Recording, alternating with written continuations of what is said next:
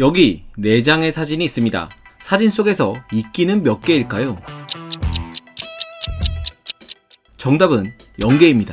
얘네들 전부 이끼가 아니죠. 그리고 스칸디아모스라고 불리며 공기정화 천연 이끼로 판매되고 있는 이 녀석 익숙하시죠? 그런데 실은 이 녀석도 이끼가 아닙니다. 그럼 도대체 우리가 종종 나무나 돌에서 볼 수 있는 이끼 같은 녀석들의 진짜 정체는 뭘까요? 바로 땅의 옷, 지으류라고 불리는 균류와 조류의 공생체이죠. 뭐 그놈이 그놈 아니냐라고 생각하실 수 있지만 지유류와 이끼는 엄연히 다릅니다. 이끼는 선태식물에 속하는 식물이지만 지유류는 광합성을 하는 녹주류, 남세균 같은 미생물과 곰팡이나 버섯이 속한 균류가 서로 공생을 하면서 만들어진 공생체를 말하죠. 이처럼 지유류에는 광합성 생물이 있어 녹색을 띠긴 하지만 이끼보다는 그 색이 옅습니다. 그 이유는 지유류의 구조에서 찾을 수 있는데요. 이들의 구조를 현미경을 통해 자세히 들여다보면 이렇게 생겼습니다. 조류 같은 광합성 공생자가 위치한 부분을 조류층, 그리고 그 위를 덮은 상피층과 조류층 아래에 있는 수층과 하피층, 그리고 지지대 역할을 하는 가근은 균류의 것이죠. 이처럼 지유류는 균류가 공간을 마련하고 조류는 에너지 생산을 담당하고 있는데 조류 윗부분을 균류의 상피층이 덮고 있어 이끼보다는 상대적으로 색이 옅어 보이는 겁니다. 또 이끼가 주로 녹색과 녹갈색을 띠는 것과 달리 지유류는 광합성 공생자의 색소와 균류가 생성하는 2차 대사산물에 따라 황색, 회녹색, 오렌지색 등 다양한 색깔을 띱니다. 그리고 지유류는 공생 형태도 다양한데요. 어떤 경우에는 균류와 조류, 시아노박테리아 이 세 가지가 함께 존재하는 지유류도 있는데 이때 광합성을 통한 영양소 공급은 조류가 담당하고 시아노박테리아는 질소 고정 역할을 하죠. 또 치즈 지인은 균류가 생성하는 자외선 차단 물질 덕분에 녹주류의 광합성 효율이 높아지는 등 다양한 방식으로 공생체를 이뤄 살아갑니다. 퍽 신기한 녀석들이죠. 지유류는 적어도 4억 년 전에 지구에 등장했을 것으로 생각되는데요. 이쯤에서 문득 이런 궁금증이 생겼습니다. 이렇게 오랜 세월 공생관계를 이뤄온 이 둘을 떼어 놓으면 어떻게 될까요? 둘 다 죽을까요? 아니면 둘 중에 한 놈만 살까요? 또 수억 년 동안 이들은 어떻게 번식해 왔을까요? 균류 따로, 광합성 생물 따로 번식해서 만나는 걸까요?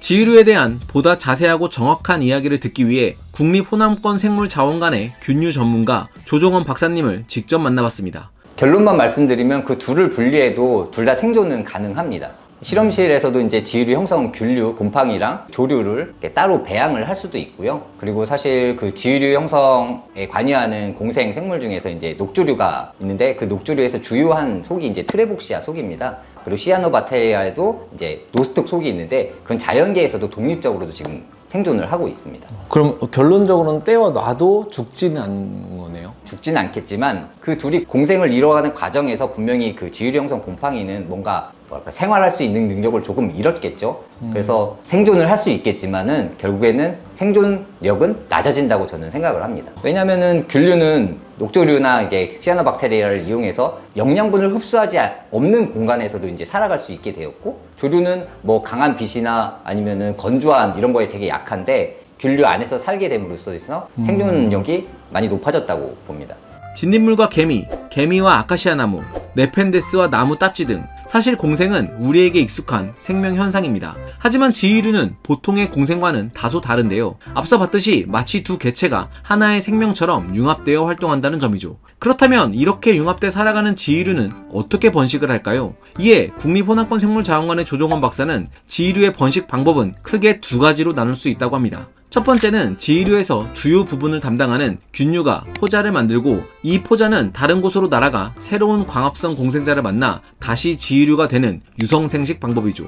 하지만 이 생식 방법은 거의 연구된 바가 없다고 합니다. 그도 그럴 것이 균류의 포자가 날아가 광합성 공생자를 만나는 과정을 추적하는 건 극악의 난이도이기 때문이죠. 두 번째 번식 방법은 무성생식인데요. 이 사진 보이시나요? 지유류 표면에 마치 브로콜리처럼 보이는 것들은 분화라는 기관입니다. 이 분화는 녹색의 광합성 공생자와 흰색의 균사체가 함께 뒤섞여 있는 작은 기관으로 바람에 휙 날리거나 곤충이 지나가면서 툭 충격을 주면 먼지처럼 떨어져 나가서 새로운 지이체를 형성해 생애를 이어나갑니다. 한편 지유류는 이렇게 긴 알갱이처럼 생긴 열화라는 기관도 만드는데요. 그 역할은 분화와 동일하지만 피층을 가지고 있다는 것이 분화와의 차이점입니다. 여기서 한 가지 신기한 건 균류와 녹주류는 번식 속도가 빨라서 이 둘이 만난 지유류도 성장 속도가 빠를 것 같잖아요. 근데 지유류는 대개 1년에 5mm 정도밖에 자라지 못합니다. 단적인 예로 여기 암석에 붙은 지이류는 13년이나 지났음에도 고작 이 정도밖에 성장하지 않았죠. 도대체 왜 이렇게 성장 속도가 느린 걸까요? 그러니까 균류가 성장 속도가 빠른 것은 사실 그 균사의 형태일 때거든요. 영양기관만 만들었을 때. 근데 버섯도 아시겠지만은 균류잖아요. 근데 그 버섯은 딱 한계가 있잖아요. 크는데. 근데 맞아요. 지이류도 어쨌든 그 몸을 형성한 상태고 사실 그 안에 또 다른 공생 광합성 생물을 가지고 있는데 이 둘 중에서 하나만 더 뭐가 빠르게 성장을 할 수가 없습니다. 왜냐면 성장 속도를 맞춰야 되기 때문에. 그래서 지이류는 성장보다는 버티는 생존 전략을 저는 선택했다고 생각합니다. 오래 살아남는 방법을 선택한 거죠. 그래서 지이류는 환경 조건만 잘 맞으면 수명이 수백 년 이상이고 과거 연구에 따르면 일부 치즈 지이류는 수명이 9,500년이나 되는 것으로 알려져 있죠. 그리고 이들은 극한 생물로도 잘 알려져 있습니다. 건조한 환경이 지속되면 대사 활동을 멈추고 수분량이 맞춰지면 다시 광합성을 수행하는데요. 지난 2008년 유럽 우주국에서는 국제우주정거장으로 보낸 지이류를 우주진공과 우주방사선 등 약 1년 6개월에 걸쳐 우주 환경에 직접 노출시키는 실험도 했는데 이 지이류는 지구로 회수된 후에도 다시 생명 활동을 이어간 것으로 확인됐죠. 자, 그런데 말입니다. 우주에서도 살아 돌아온 강한 생명력을 가진 지이류도 견디기 힘든 환경이 하나 있다고 합니다. 바로 대기오염인데요. 역시 인간의 힘이 무섭다는 생각이 듭니다. 아무튼 그래서 지이류는 대기오염의 지표가 되곤 하죠. 자세한 내용은 조종원 박사님을 통해서 들어볼까요? 1800년대부터 이 지이류는 그 대기오염에 민감한 생물로 이제 알려져 왔는데요. 그 당시에 화석연료나 이런 것들을 많이 썼고 이산화황이 특히 이제 문제가 된 걸로 나중에 밝혀졌는데 이 지이류는 그런 무기질을 얻기 위해서 아까 말씀드렸지만 지표면에 있는 수분이나 이런 것들을 흡수한다고 했잖아요. 그때 이제 대기오염 물질들이 같이 흡수가 되어서 이제 축적이 되는데 그 중에서 이제 이산화황이 이제 물을 만나면 또 황산이 되는데 이 황산이 지이류 그 균류보다는 그 안에 살고 있는 공생주류한테 아주 치명적입니다. 그래서 그 공생주류가 죽으면 당연히 지이류도 곰팡이도 같이 죽게 되는 거죠. 그래서 이제 지사막화라는 표현을 쓰기도 하는데 그래서 이제 그때 도시에 지이류들이 많이 사라졌던 시기가 있었습니다. 지이류는 항상 거의 그 자리에서 생장을 하잖아요. 그래서 이제 언제든지 가서 이제 지이류를 채취해서 그 성분을 확인해 볼 수가 있는 거죠. 그래서 이제 그 안에 흡수된 그런 대기오염 물질들이 얼마나 농도가 많이 있느냐 이런 것들을 확인할 수가 있고 바나듐이나 아니면 니켈 금속 같은 것들이 이제 지이류 안에 흡착이 되어 있으면은 주변에 있는 그 화력 발전소에서 이제 또 석유를 이렇게 연소했다는 그걸 이제 유추할 수가 있거든요.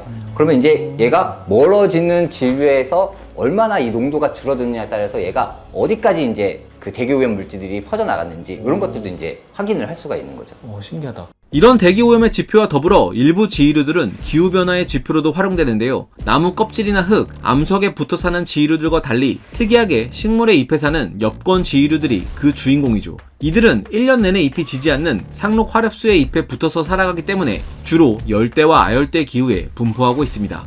우리나라에서는 2010년대쯤에 제주도 곶자왈에서 처음 보고된 이래로 수년 동안 국내 엽권 지이류의 분포는 제주도에서만 한정돼 있다고 알려져 있었죠. 그런데 지난 2023년 국립호남권 생물자원관에서 국내 최서남단에 위치한 가거도에서 엽권 지이류를 발견했고 올해에는 그보다 위도상 위쪽에 있는 관매도와 더 위쪽인 신의도에서도 엽권 지이류가 서식하고 있음을 추가로 확인했습니다. 이는 우리나라 역시 점차 아열대 기후로 변화해 가고 있음을 유추해 볼 수 있는 연구 사례 중 하나인데요. 이처럼 국립호남권 생물자원관에서는 기후변화에 따른 생물상 변화를 과학적으로 밝히기 위해 기후변화의 최전선에 위치한 국내 원거리 도서지역의 미생물 다양성 변화 연구도 수행하고 있죠. 또한 지이류는 앞선 환경 지표 외에 실생활에도 제법 유용하게 활용되고 있습니다.